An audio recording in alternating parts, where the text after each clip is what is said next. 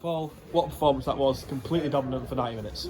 Yeah, really impressive from start to finish. I think, just said to the boys, I think there's been a few question marks since we started the campaign around, what we're going to be like with the group we've got when we come to places like this, and I think that's a massive turning point for us.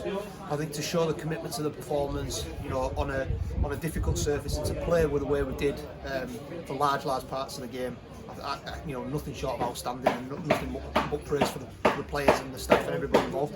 Yeah, I've never seen a game that dominant, especially being here at Taddy.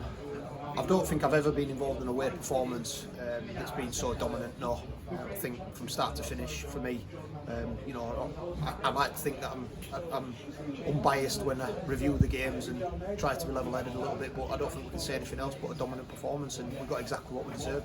The only concern for me was at 1-0.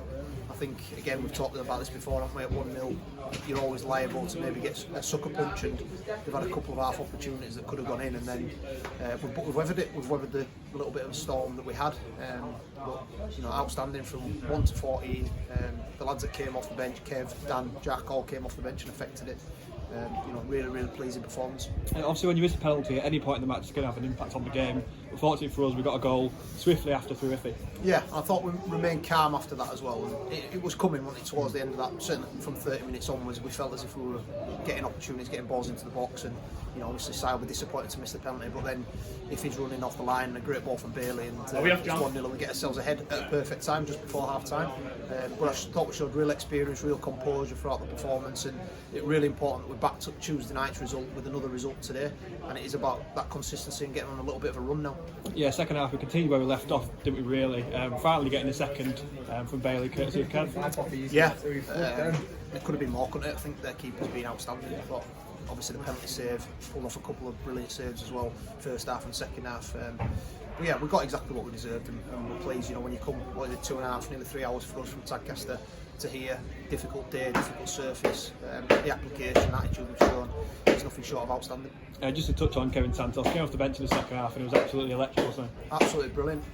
Impact, energy, cutting off the line, causing problems. He'll be disappointed he hasn't scored. You can see that at the end, and that's the standards he set himself. But we've got to take this now into the next game, take this into training, and keep that momentum going. Yeah, it could have been any number of goals in the end, really, couldn't it? We did get a third to seal off the win, and my word, what a move it was, playing out from the back of the Gale Force wins. I've got to say, I am really looking forward to seeing that go back. I mean, you saw the reaction off the bench, didn't you? I think Romario come off at that point, he's on the pitch, Kane's on the pitch. Sometimes you just got to appreciate good play, and the build-up. I'm really looking forward to seeing that goal. But yeah, I think that was testament to how we played throughout the game, and we played some really good stuff. And it was great to have Corey back in the midfield, wasn't it, as well? I think Corey brings a different dimension to us. He doesn't shut up.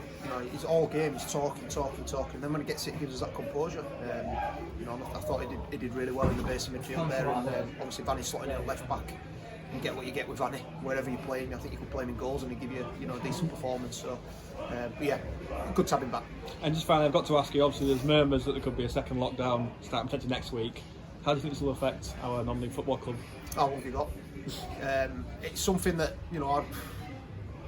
I'm quite passionate about. I don't think we should go into that situation where we're shutting football down. I think we're working with a group of players and a group of people that are low risk. I think we're outdoors. I think the game itself is low risk.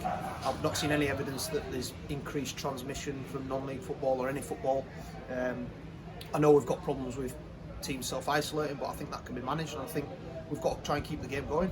That's my personal opinion on it. Obviously, I'm not qualified to give any scientific guidance on it, but from my perspective and what I've been involved in for the last 3 months, we've got to do everything we can to keep it going and not bow down to people that don't know what's happening game in, game out, and training session from training session, because we're trying to go about things in the right way, and we're trying to adhere to things, face masks, making sure things are sanitised, and for me, we've got to try and keep things going. Big well done, Paul. Cheers, Jet.